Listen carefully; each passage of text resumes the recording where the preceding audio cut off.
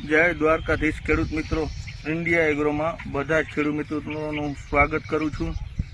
આજે ખેડૂત મિત્રો હું આશીષભાઈ ચોપડાની વાડી આવેલો છું। અહીંયા આવવાનું કારણ એ છે કે આશીષભાઈએ વોલ્સકેમ કંપનીનું ફોર્સ 9999 મગફળીની અંદર છંટકાવ કરેલ છે। તો વોલ્સકેમ કંપનીનું ફોર્સ 9999ની અંદર હ્યુમિક એસિડ, એમિનો એસિડ ને એવી રીતના બધા ગ્રેડ આવેલા છે, જે મગફળી તેમજ દરેક પાકની અંદર ફ્લાવરિંગ અને મગફળીની અંદર સૂયા બેસાડવાનું કામ કરે છે અને સૂયા નવા ફૂટાડવાનું કામ કરે છે। તો આ મગફળીની અંદર આજથી 15 દિવસ પહેલાં, આશરે અંદાજે 10 થી 15 દિવસ પહેલાં ફોર્સ 9999નો છંટકાવ કરેલો હતો।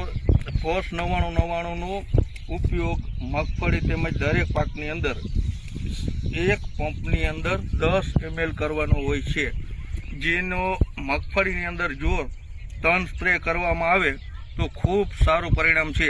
એટલે વાડીએ આવવાનું રીઝન એ જ છે કે મગફળીની અંદર જો આ ફોર્સ 99નો છંટકાવ કરવાથી પહેલા રાઉન્ડની અંદર કેવું રિઝલ્ટ મળ્યું, જો સૂયા સારા બેઠા હોય તો જ ખેડૂતનું કેવું એવું હતું તો જ મારે બીજો છંટકાવ કરવો છે। તો હું સ્થળ ઉપર નિરીક્ષણ કરવા આવ્યો છું, તો જોવાથી એવું લાગે છે કે મગફળીની અંદર સૂયામાં ખૂબ વધારો થયેલ છે।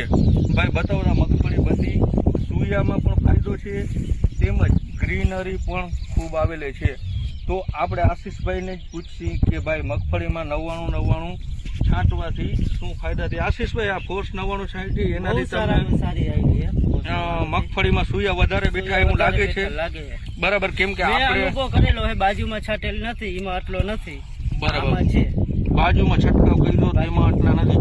આ જો આ રીતના સૂયા એકી હારે 3 હારે ફૂટે છે। બરાબર આશીષભાઈ, આપણે તે દિવસે જોયા તો આ સૂયા નતા હતા, બરાબર? તો અહીંયાથી આ એકી હારે 3 4 હજી તો આપણે છંટકાવ એક જ કરેલો છે। અને ડેડવા જે લાગી ગયા હતા એની સાઈઝ પણ જો તમે વધવા લાગી છે ઝડપથી।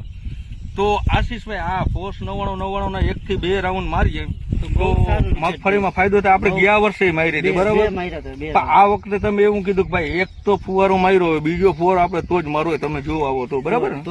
તો ખરેખર આનું રિઝલ્ટ સારું હોય ને? આપણે લાઈવ એક હે ને છોડ ઉપાડી વિડીયો ચાલુ છે ને, લઈ આવો તો ભાઈ આ બાજુ, તો એની અંદર પણ સૂયા કેવા નીકળે આપણે જોઈ લ્યો। આ તમે જોઈ શકો છો, બરાબર? તો ફોર્સ 9999 ના જો 3 સ્પ્રે વ્યવસ્થિત 10 થી 15 દિવસના ગાળે મારવામાં આવે તો ડેડવા પણ સારા ભરાય છે અને સૂયા પણ ખૂબ વધારે સંખ્યામાં ફૂટે।